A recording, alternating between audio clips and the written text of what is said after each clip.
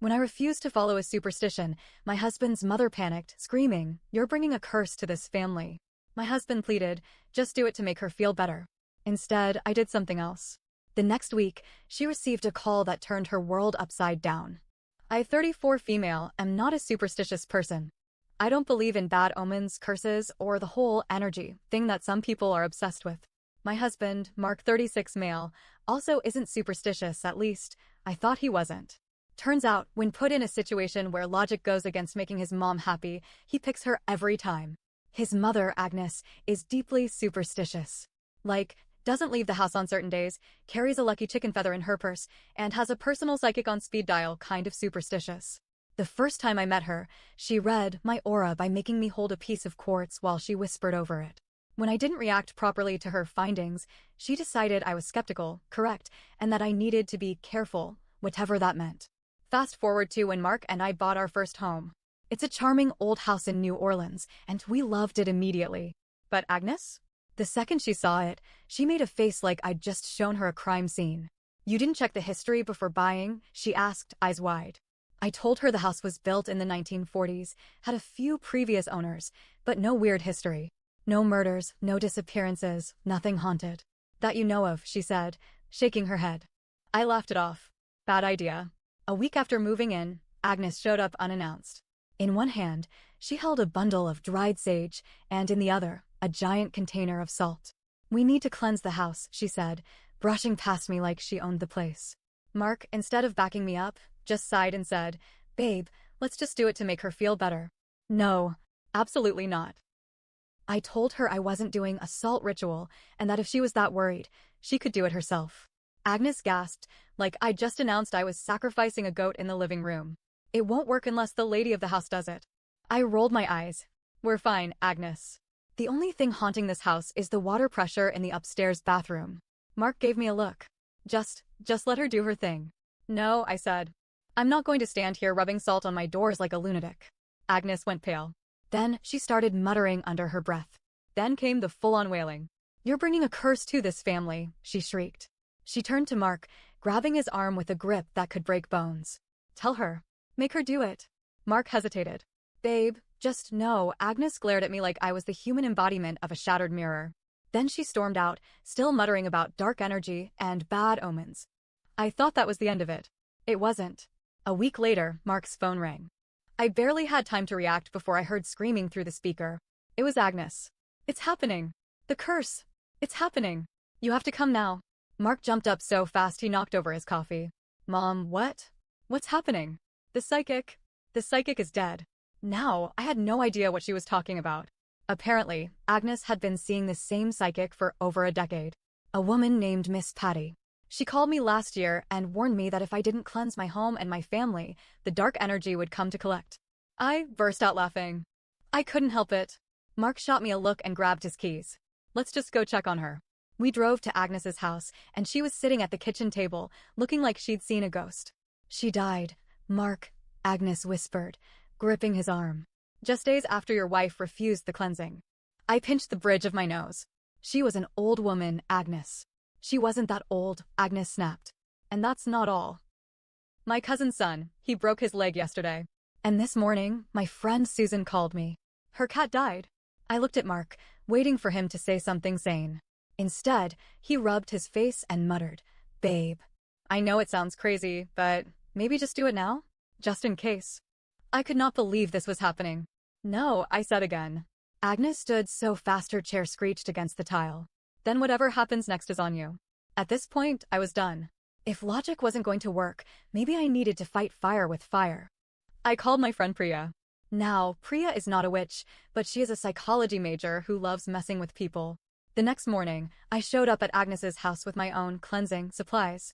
I had a bundle of dried rosemary, basil, and mint, straight from my kitchen, a small bowl of black salt, actually just charcoal and table salt, and a fake spell I copied from a random fantasy book. I waved the herbs around dramatically, muttered some nonsense, and then threw the salt in a circle. Then I clapped my hands 3 times and took a deep breath. Agnes's eyes were huge. What was that?" I looked her dead in the eye and said, countering the curse. Mark had to leave the room to keep from laughing. Agnes stared at me for a long time. Then, finally, she whispered, I felt something. A shift. I nodded solemnly. By the next day, she was convinced the dark energy was gone. She told her friends that I had protected the family. And Mark?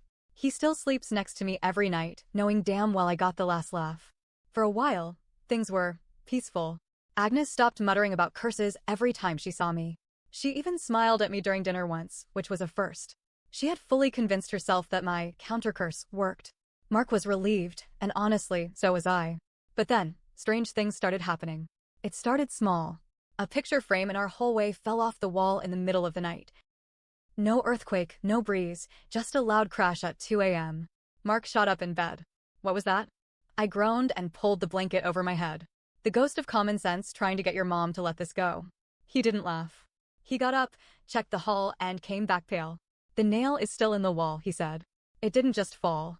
It was like, knocked off. I rolled over. Then we have a very aggressive draft, and I'll deal with it in the morning.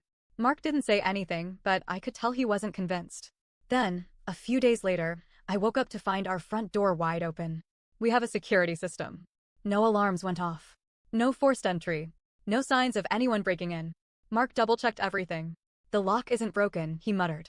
It's like, it just unlocked itself. I sighed. Mark, you probably forgot to lock it. I did lock it. I rolled my eyes. Then we have a very polite burglar who just wanted some fresh air. But deep down, I started feeling uneasy. When Agnes called later that day, I almost didn't pick up. But something told me I should. She skipped the small talk. You need to come over. Now. I frowned. Agnes, what? I had a dream, she said breathlessly. A vision. I pinched the bridge of my nose. Agnes, I swear, you were in danger, she whispered. The cleansing, it wasn't enough. That caught my attention. I laughed, but it felt forced. So what now? Do I need to sacrifice a goat in the backyard? This isn't a joke. I sighed and agreed to come over, mostly to prove to her, and myself, that nothing was wrong. But when I got there, she looked terrified. I saw a shadow in my dream, she said. It was in your house. I didn't have the patience for this. Agnes, you've been saying something bad was coming since the day we moved in. Eventually, something was going to happen. It's called life. She shook her head. No, this is different. I was about to shut it down when she reached into her pocket and pulled out a small black bag. I took a step back. Oh, hell no. It's protection, she insisted. I refused to take it, but she shoved it into my hands anyway. Put this under your bed, she said. Do not open it. No matter what. I wanted to throw it in the trash right then and there, but something in her eyes made me pause. So I took the bag home. And that's when things got so much worse. That night, I had the worst sleep of my life. I kept waking up, feeling like someone was watching me. At one point, I swore I heard whispering. Mark was fast asleep, but I lay there, heart pounding, listening. Then bang. Something slammed against the bedroom wall. I sat up so fast I nearly fell out of bed. Mark shot up next to me. We both turned toward the noise. Nothing was there. But then we heard it. Footsteps. Slow, deliberate, coming from the hallway. Mark grabbed his phone and turned on the flashlight. He got up, heart racing, and opened the door. The hallway was empty. But our bedroom door? It had scratches on it. The next morning, I was done. I grabbed the bag Agnes gave me and yanked it open. Inside was a bundle of herbs, some kind of string, and something that looked like dried bones. Nope. Absolutely not. I drove straight to Agnes's house and threw the bag on her kitchen table. What the hell did you give me? She gasped. You opened it? Yes, I opened it.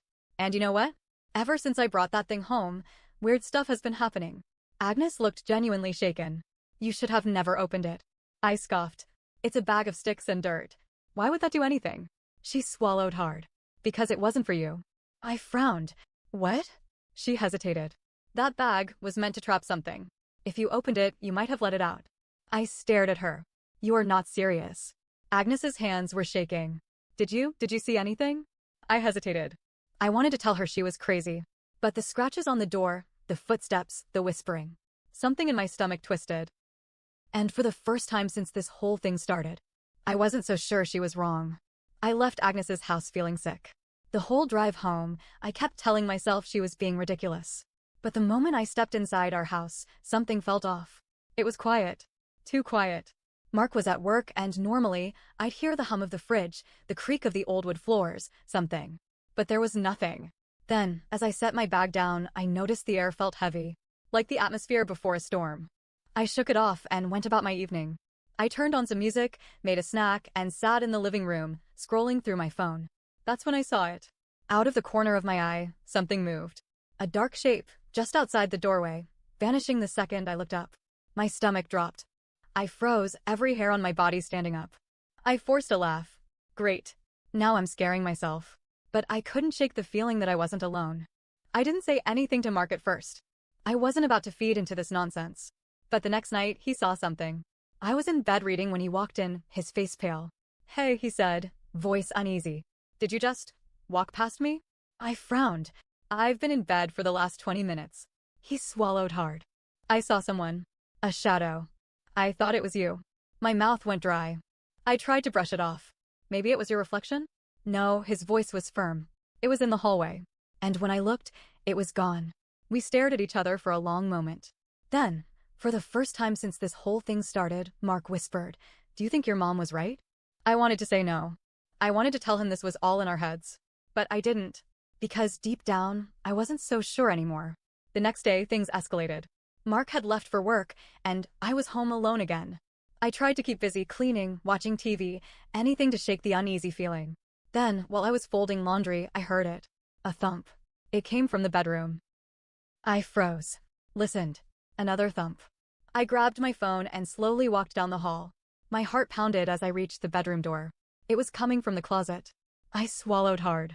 The door was slightly open, a sliver of darkness peeking through. I took a deep breath, yanked it open, nothing. Just clothes. Boxes. The usual. I exhaled, shaking my head. But just as I turned away, bang. The door slammed shut behind me.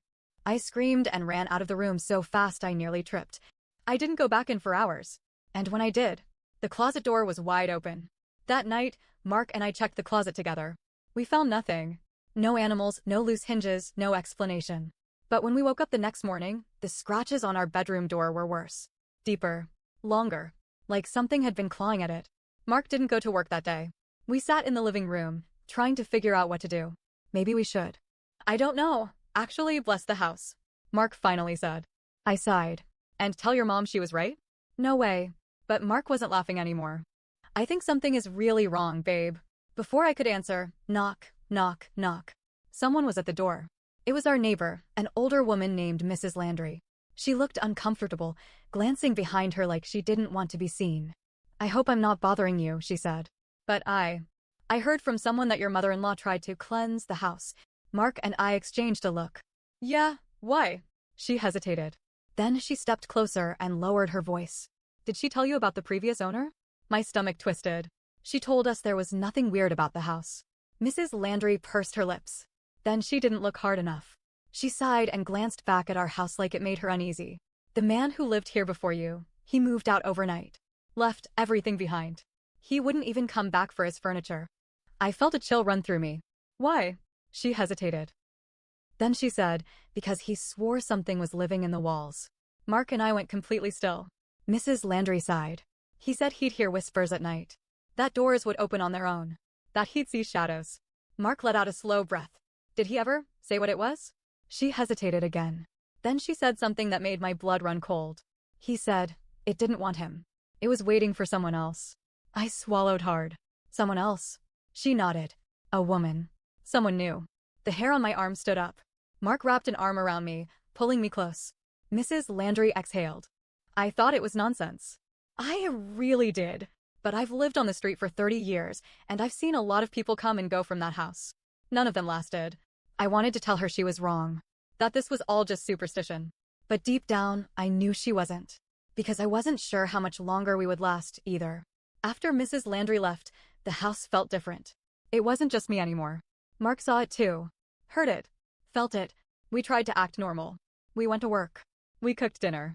We watched TV. But every night, we both lay awake, waiting. Listening. The whispers came more often now. The scratches grew deeper. The house seemed alive. And Agnes? She knew. She called Mark constantly, her voice frantic. "You have to leave the house. Take your wife and get out." But I refused. I was tired of playing into her paranoia. Tired of feeling afraid in my own home. So instead, I did the one thing I swore I'd never do. I called a psychic. I found her online, a woman named Celeste, with a reputation for being the real deal.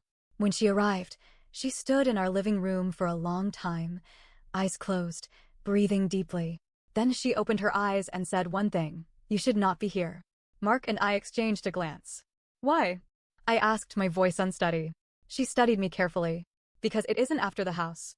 It's after you." The room spun. Mark grabbed my hand. "What do you mean?" Celeste frowned. "Whatever this is, it was waiting for someone like her." She gestured to me. "It was drawn to you. The moment you refused the cleansing, it knew you were the one." I felt sick. I shook my head. That's ridiculous." But then Celeste said something that made my blood run cold. "Has anything followed you before? Shadows? Unexplained noises? A feeling that someone was there when you were alone?" My mouth went dry. Because the truth was, yes, even before this house. Even as a child. I remembered moments, seeing things in the dark, feeling watched, hearing whispers. I had always ignored it, always brushed it off as my imagination. Celeste must have seen the look on my face because she nodded. "This thing was waiting for you long before you came here. The house just gave it a reason to show itself." That night, Agnes showed up at our house. She was furious. "You called a psychic?" she shouted at Mark. "After everything I warned you about? You brought more darkness into this house." Mark tried to calm her down, but she wasn't having it. She turned to me, eyes blazing. "This is your fault. You refused the blessing. You mocked me." I snapped. "My fault?" I shot back. "You think I wanted this? You're the one who brought all this fear into our lives. You let superstition rule you, and now Mark is trapped between you and me because you can't accept that not everything is about you." Agnes recoiled like I had slapped her. Mark looked torn, caught between us. He swallowed. "I just don't want to lose either of you."